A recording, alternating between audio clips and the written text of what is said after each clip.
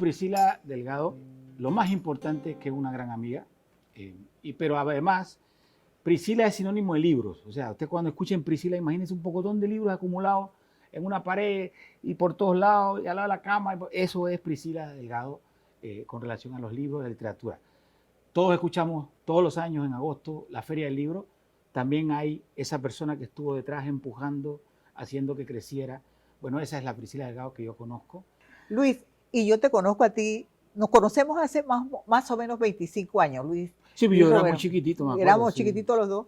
Y tú eres un gran cineasta, pero además de que gran cineasta, gran cineasta, productor de cine, cineasta, pero además un promotor cultural increíble, que cuando decimos nos conocemos de mucho tiempo, porque hemos hecho muchas cosas juntas. Sí. Quisiera que ahora vamos a contar, yo entre libros y tú entre el cine, nuestro pasar, nuestro andar por todos estos años, sobre todo cuando estuvimos en la primera vez que Panamá es invitado en una Feria Internacional del Libro en República Dominicana, que fue una experiencia bonita, ¿no? Única, sí, ¿no? Es una única. Historia bonita, realmente, porque yo tenía la oportunidad de estar trabajando y viviendo en República Dominicana con Naciones Unidas y en el área de producción, y Priscila un día me llama y me dice, mira, tenemos la idea de convertir, bueno, ya se había concretado a través de la embajada, pero tenemos la idea de que vamos a hacer esto y que nos ayudes con eso.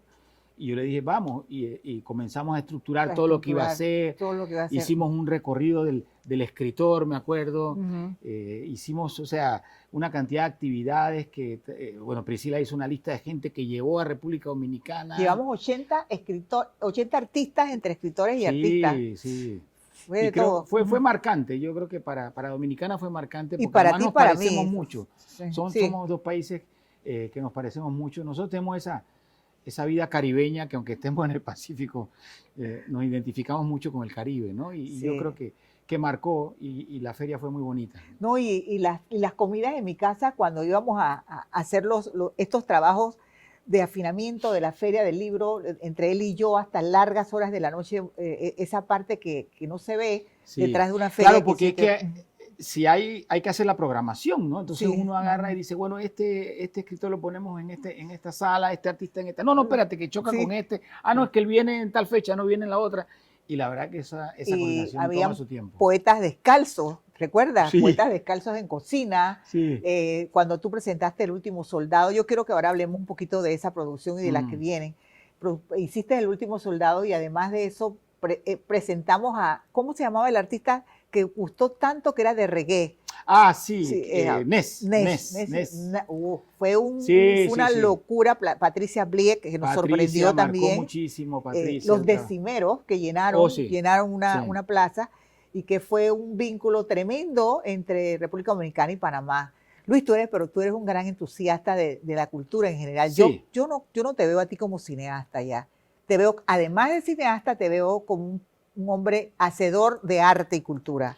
¿Cómo te ha ido con eso? Yo creo que eso tiene que ver con mi mamá, ¿no? O sea, mi mamá era escritora, Mireya Hernández, pero aparte de eso, de estar en el mundo de la literatura, ella fue durante muchos años la directora de información del INAC en la época de Jaime Ingram.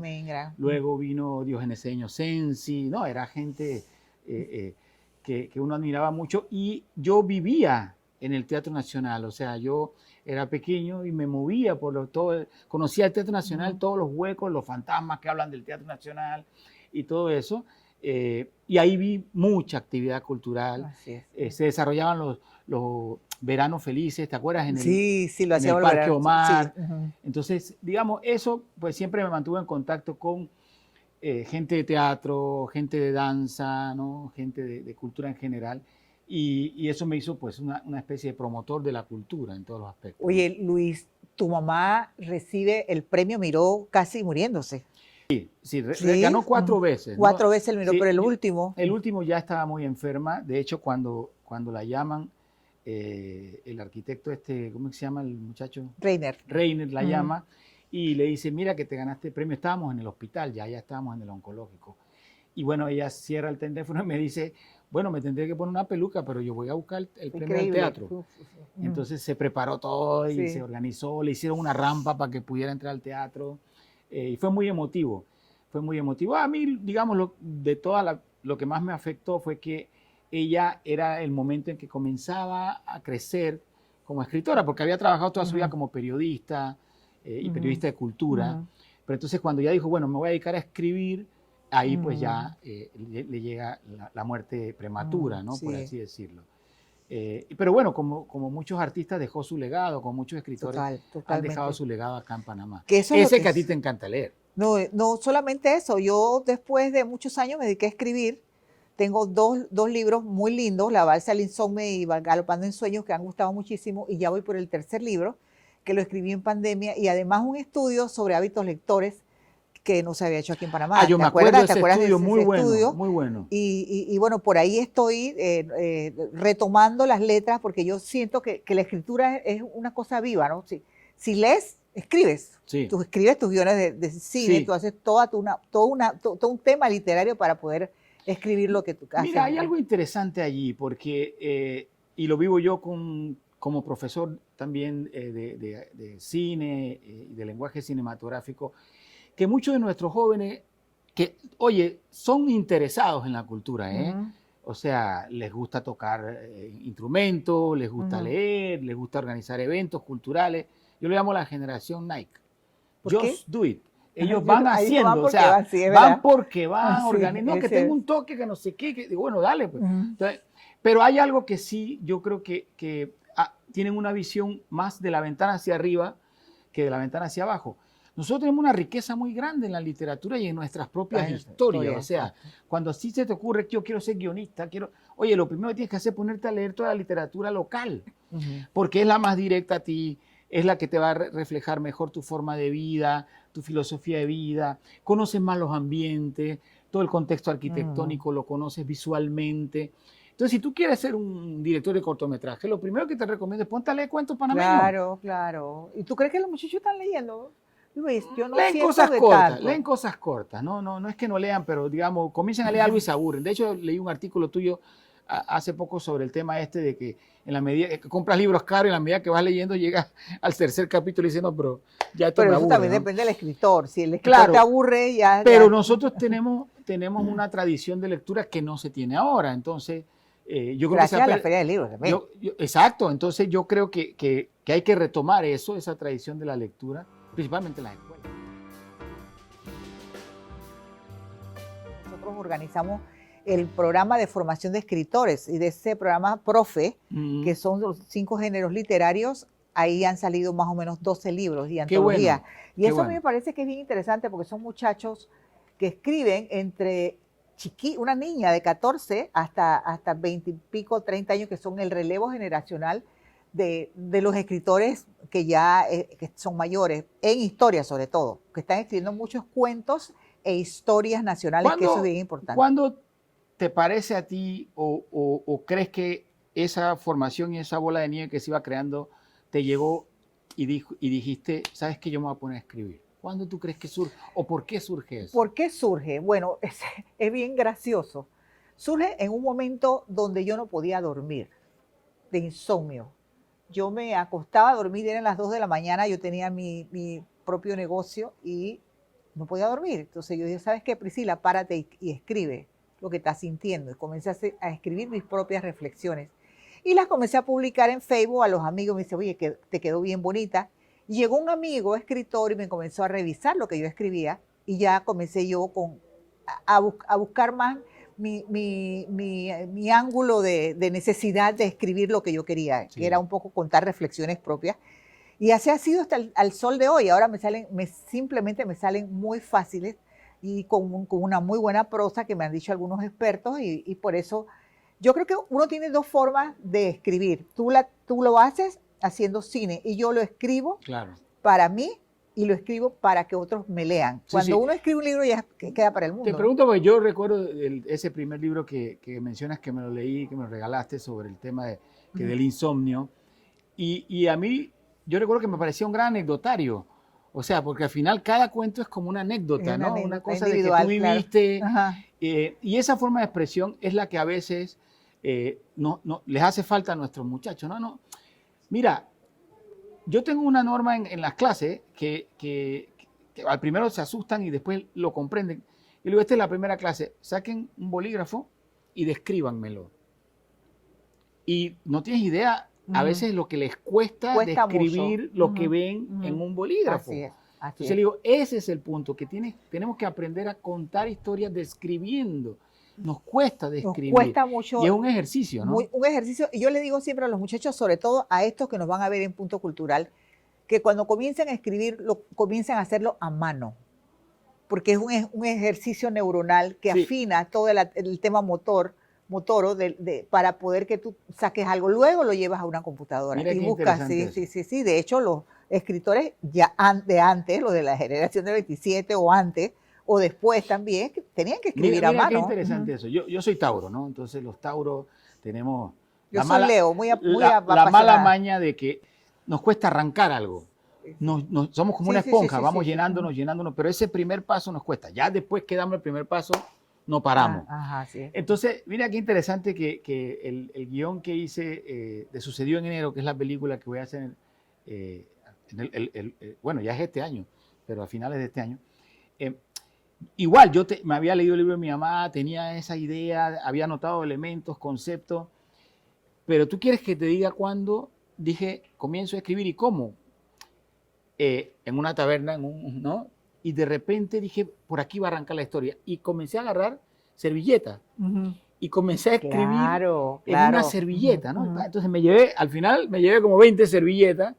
Y luego, claro, me senté ya en la computadora. Esto fue un proceso que me tomó varios años. Pero lo que te quiero decir, comenzó escribiéndolo a mano. Claro, a mano. Yo siempre le digo a los chicos, comiencen a escribir a mano, y es un ejercicio que dan todos los profesores de literatura universal. Escriban a mano. Sus primeros pensamientos, escríbanlos a mano, todo lo que piensan, y después trasladen ese sentir ya en una cosa más profunda, en un cuento, en una historia. Pero sí, las ferias del libro, como tú dijiste, tú también me acompañaste muchas veces en la feria del libro, filmando, haciendo cosas. Sí. ¿Qué te parece lo que ha pasado en Panamá después de todas estas ferias del libro? Yo creo que, digamos, es parte de la evolución de cualquier proyecto, ¿no? A mí, poniendo en la balanza, ¿no? El lado bueno, o sea, que realmente la feria, pues, nos trae un momento en el que la gente se agrupa, busca. Oye, aunque sea que estés y veas portadas de libros, ya es importante.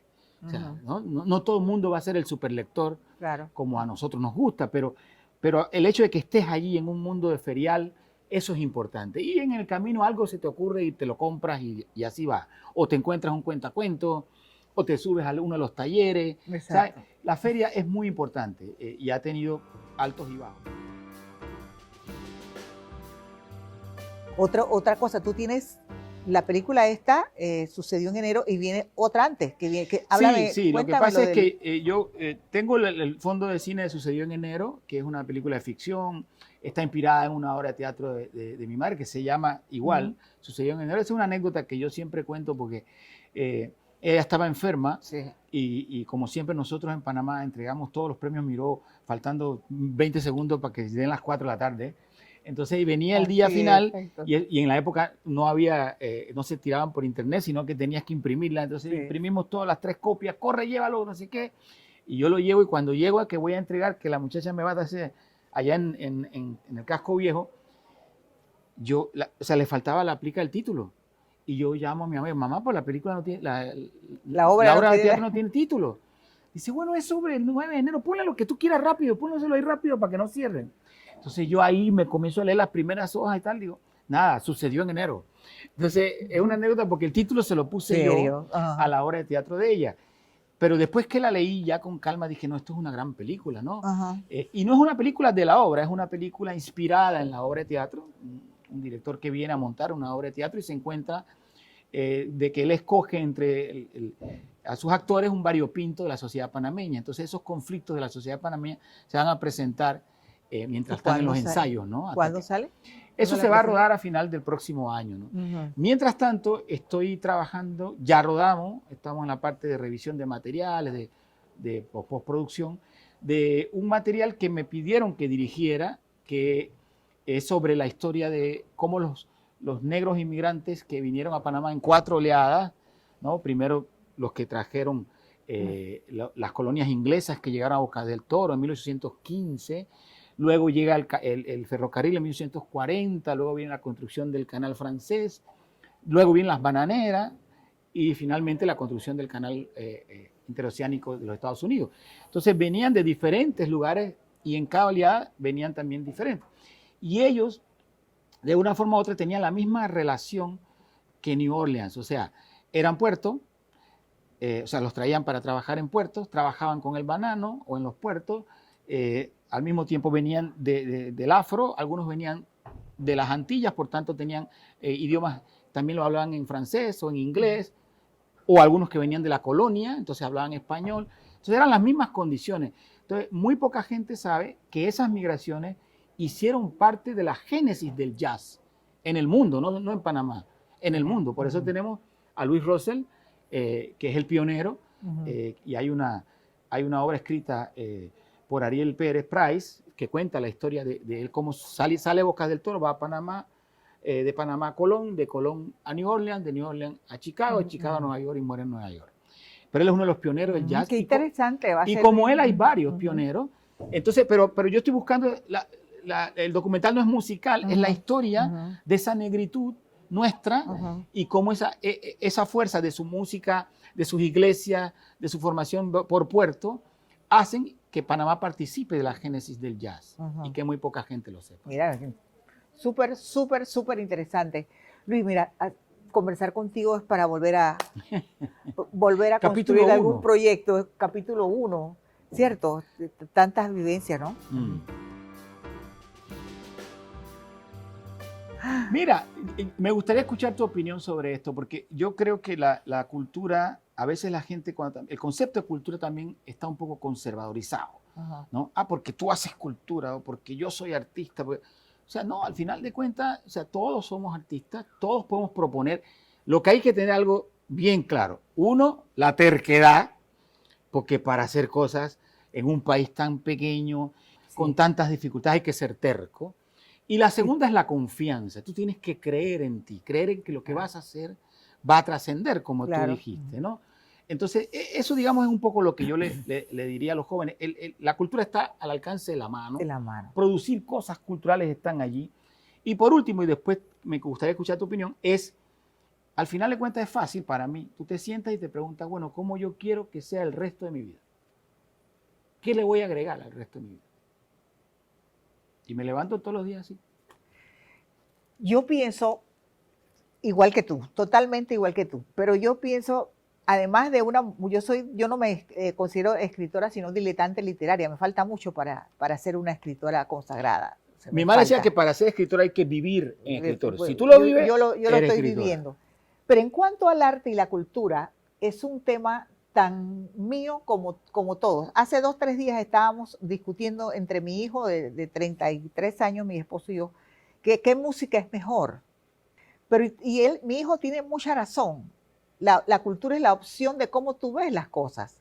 Entonces, a partir de cómo tú la ves, tú te metes en ese mundo, vas a esa oferta cultural.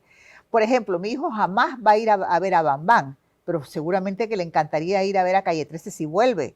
Entonces, la cultura y el arte son elementos subjetivos de la vida de cada uno, ¿no? Es lo que te gusta. Pero bien, los que trabajamos en este sector tenemos que tener varios elementos. Uno, pasión, terquedad, como lo que has dicho tú, perseverancia, y para trabajar en cultura no hay edad. No. Ese es lo último, no hay edad. Just do it.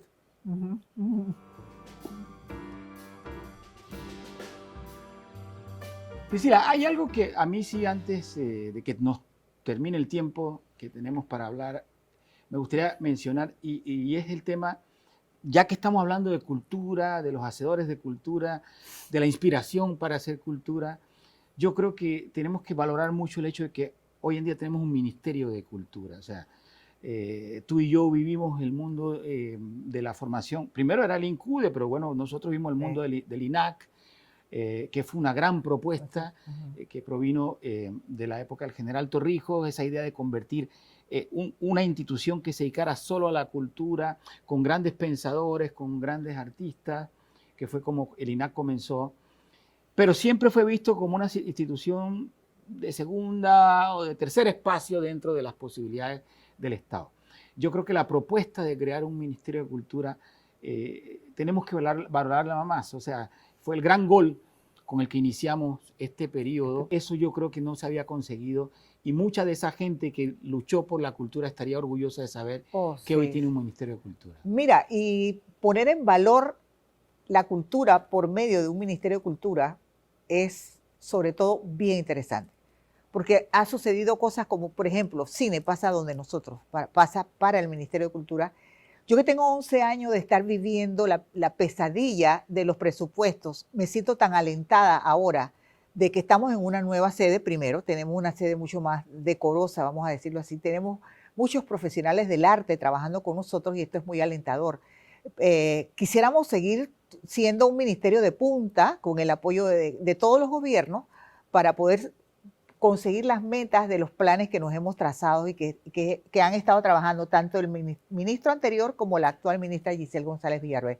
Yo me siento muy contenta y parte de esta estructura, de verdad, de seguir apoyando esto a la milla extra hasta donde yo pueda.